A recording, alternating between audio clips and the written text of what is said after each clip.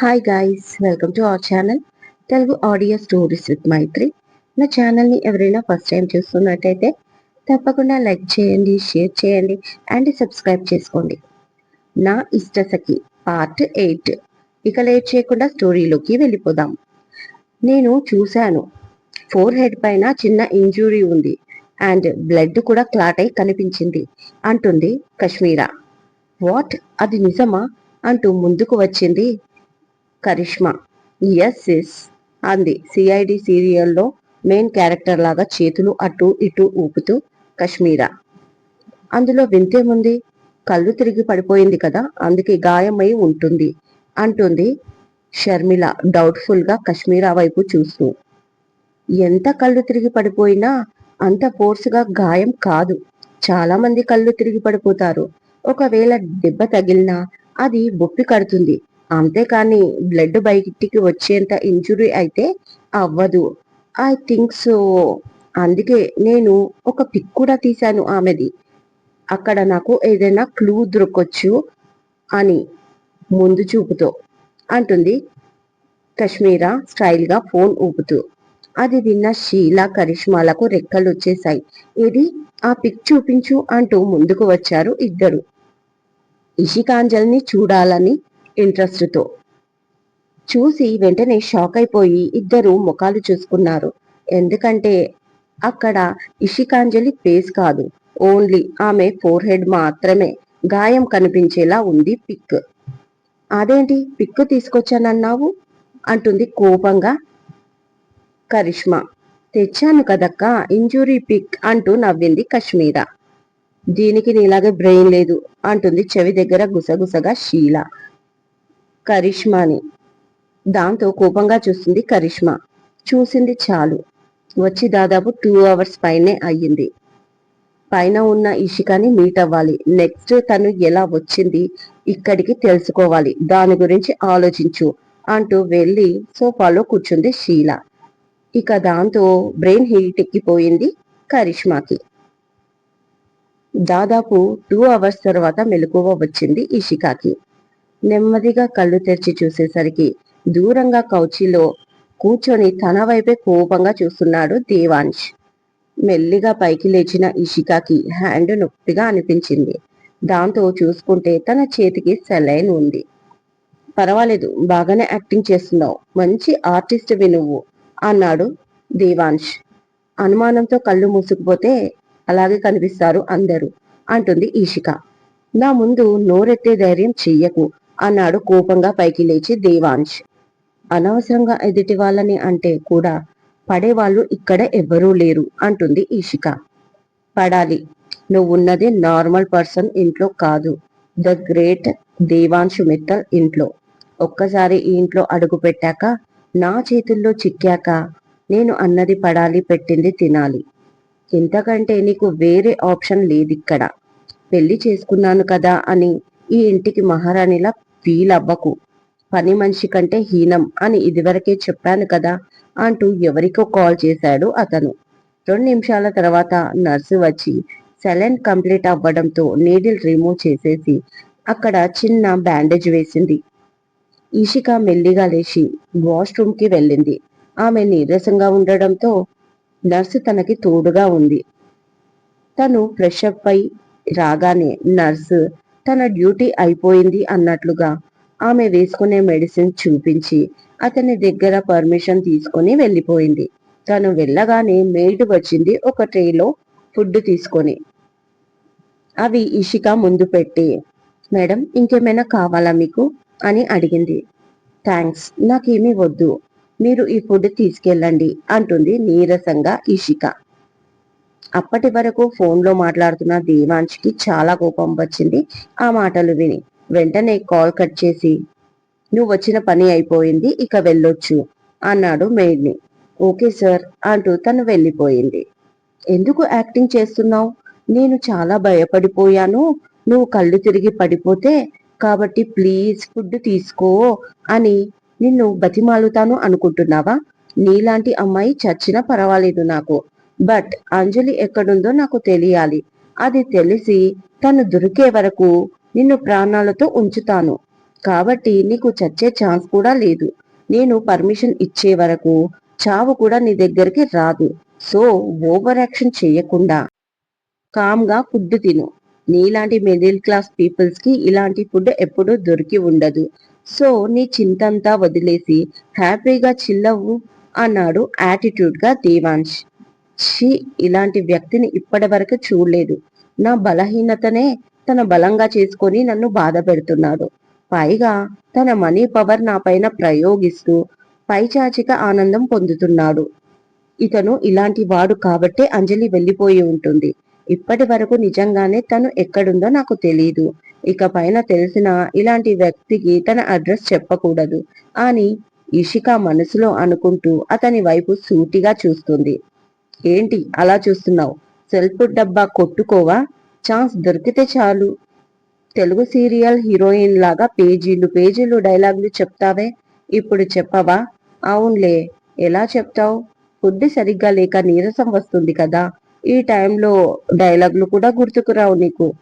కాబట్టి బాగా ఫుడ్ తీసుకో, మళ్ళీ ఎనర్జీ వస్తుంది. నీ మాటలు వినడానికి నేనున్నాను కదా అన్నాడు దేవాంశ్. అతని మాటకి ఆమె ఏదో అనేలోగా సారీ డిస్టర్బ్ చేశానా అంటూ బయటి నుంచి ఒక వాయిస్ వినిపించింది, కొంచెం డోర్ ఓపెన్ చేస్తూ. అది వినగానే వెంటనే అలర్ట్ అయిపోయాడు దేవాంశ్. ప్లీజ్ నాని, మీరు నన్ను డిస్టర్బ్ చెయ్యడం ఏంటి? మీరు అలా అడిగితే నేను చాలా షైగా ఫీల్ అవుతాను అంటూ వెళ్ళి డోర్ పూర్తిగా ఓపెన్ చేసి వసుంధరాదేవిని ఆహ్వానించాడు లోపలికి దేవాంశ్. డిస్టర్బ్ అయినా పర్వాలేదు, బట్ నేను మిసెస్ దేవ్ని చూడడానికి వచ్చాను అని నవ్వుతూ, ఇప్పుడు నీకు ఎలా ఉంది మా అని అడిగింది దగ్గరికి వచ్చి. వెంటనే నీరసంగా పైకి లేచి, పర్వాలేదు అమ్మమ్మ గారు, నేను బాగానే ఉన్నాను అంటుంది ఈషిక. ఏం బాగున్నావు? ముఖంలో నీరసం కొట్టొచ్చినట్టు కనిపిస్తుంది. ఎందుకు ఇంత హెల్త్ ని నెగ్లెక్ట్ చేసేసావు నువ్వు? అయినా నిన్ననాలి అంటూ దేవాంశ్ వైపు తిరిగి, నా ఈషిక బాగా అలసిపోయింది అంటూ పైకి గదిలోకి తీసుకొచ్చావు. కనీసం నైట్ తను తినిందా లేదా చూసుకోవా? ఇంత అన్రెస్పాన్సిబుల్ గా ఎలా ఉంటావు దేవు నువ్వు? బిజినెస్ లో పడితే నువ్వు టైంకి ఫుడ్ తీసుకోవు. అలాంటి కేరింగే నా మనవరాలు విషయంలో కూడా తీసుకుంటే ఇక మీ ఫ్యామిలీ ముందుకు ఎలా వెళ్తుంది అంటూ ముసిముసిగా నవ్వి, ఆల్ రైట్, పెళ్లిలో నువ్వు కూడా అలసిపోయి ఉంటావు, ఒప్పుకుంటాను. మీరు వేరు వేరు గదిలో ఉన్న మిమ్మల్ని మేము చూసుకునే వాళ్ళం. ఆ అవకాశం కూడా నువ్వు మాకు ఇవ్వలేదు. అమ్మాయిని నీ గదికి తెచ్చుకున్నావు. ఇప్పుడు చూడు ఎలా ఉందో తన పరిస్థితి. దీనికి నీకు పనిష్మెంట్ ఉంటుంది అని నవ్వుతుంది వసుంధరాదేవి. నేను తప్పే చేశాననుకుంటే మీ పనిష్మెంట్ నాకు గిఫ్ట్ లాంటిది. చెప్పండి నేనేం చేయాలి అని అడిగాడు ప్రేమగా దేవాంశ్. కనిపిస్తుంది కదా ఎదురుగా ఉన్న ప్లేట్, అందులో ఫుడ్ పెట్టి నీ నా ఈషికకి తినిపించు అని ఆర్డర్ వేసింది మురిపంగా వసుంధరాదేవి. దాంతో ఇద్దరు షాక్ అయిపోయారు. నెక్స్ట్ ఎలా రియాక్ట్ అవ్వాలో దేవాంశికి అర్థం కాలేదు. ఇక ఈషిక వెంటనే సరిగ్గా కూర్చొని, లేదు మమ్మగారు, నాకు ఆకలిగా లేదు. అయినా ఇప్పుడే సెలైన్ తీసేశారు కదా, ఒక హాఫ్ అన్ అవర్ వరకు ఎలాంటి ఫుడ్ తీసుకోవద్దని నర్సు చెప్పి వెళ్ళింది అని అప్పటికప్పుడు అబద్ధం చెప్పేసింది ఈషిక తప్పించుకోవడానికి. బట్ వసుంధరాదేవి వింటే కదా, వాళ్ళు అలాగే చెప్తారు. డాక్టర్స్ చెప్పిందంతా చేస్తూ పోతే మనం టాబ్లెట్లు తిని సెలైనే తాగాలి అని నీకు వినిపిస్తుందా? తను ఆకలితో ఉంది, ముందు తినిపించు అంటుంది మళ్ళీ దేవాంశ్ని. ఇక చేసేదేమీ లేక ఒక ప్లేట్లో ఫుడ్ పెట్టి ఒక స్పూన్ వేసి ఈషిక దగ్గరికి తీసుకొచ్చాడు దేవాంశ్. ఓ గాడ్, ఇప్పుడు ఇతని చేతితో తినే కంటే ఇంత విషం తినడం బెటర్ అనుకుంది ఇన్సైడ్ లో ఈషిక. సేమ్ టైం దేవాంశ్ కూడా, అంజలి విషయం తెలిసాక ఎలాగో నీకు పాయిజన్ తినిపించాలి నా చేత్తో, అది కూడా ఇప్పుడు ప్రాక్టీస్ గా ఉంటుంది నాకు అనుకుంటూ తన నోటికి స్పూన్ అందిస్తాడు. ఇబ్బంది పడుతూనే ఫుడ్ తింటుంది ఈషిక. కొంచెం తినగానే నవ్వుతూ, తనకి మెడిసిన్స్ కూడా ఇవ్వు, నేను మళ్ళీ వస్తాను అంటూ దేవాంశ్ రూమ్ నుంచి బయటికి వెళ్ళిపోతుంది వసుంధరాదేవి. బయటికి వెళ్ళిన తనతో, ఇప్పటికైనా క్లారిటీ వచ్చిందా? వాళ్ళు బాగానే ఉన్నారు అత్తయ్య, మీరే అనవసరంగా కంగారు పడుతున్నారు అంటుంది సుజిత. లేదు సుజిత, ఏదో ఉంది. ఇద్దరు ఏదో దాస్తున్నారు. ఫస్ట్ తన రూమ్ కి వెళ్ళినప్పుడు నేను అమ్మాయి తలకి గాయం చూడలేదు.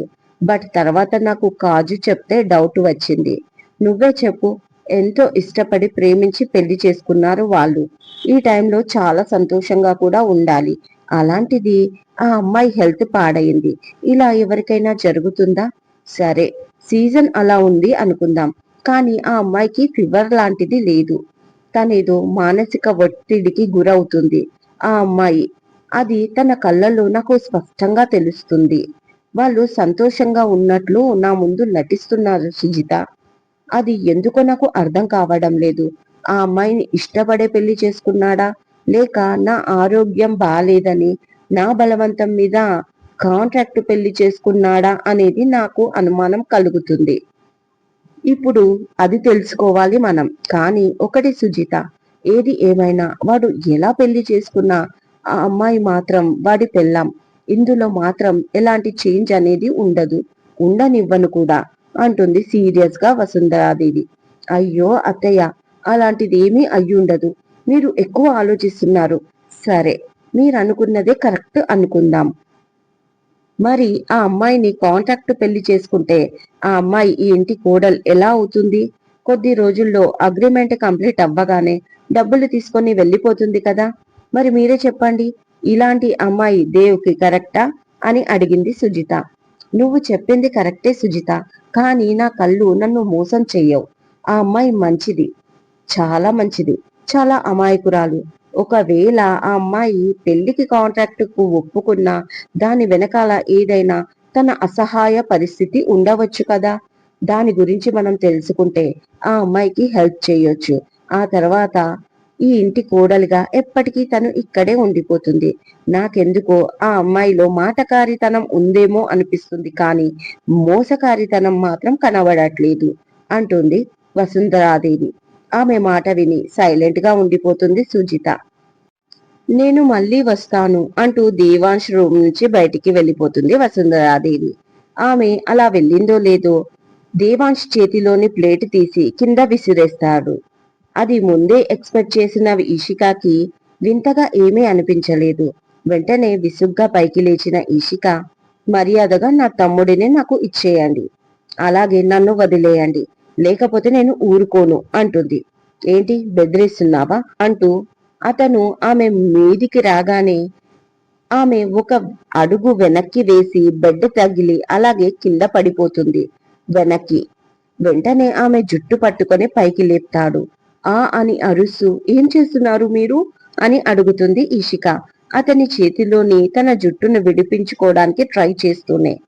ఇప్పటి వరకు నీ హెల్త్ బాలేదని ఊరుకున్నాను, ఇప్పుడు బానే ఉంది కదా. మళ్ళీ నువ్వు కళ్ళు తిరిగి పడిపోయే వరకు నిన్ను ఏమైనా చేయొచ్చు అన్నాడు కటువుగా దేవాంశ్. ఇదండి ఇవాళటి ఎపిసోడ్. ఈ ఎపిసోడ్ మీకు నచ్చినట్టు అయితే నాకు కామెంట్లో చెప్పండి. అలాగే లైక్ చేయండి, షేర్ చేయండి, హైప్ ఇవ్వండి, సబ్స్క్రైబ్ చేసుకోండి నా ఛానల్ను. మరొక మంచి ఎపిసోడ్తో మీ ముందు ఉంటాను. మైత్రి.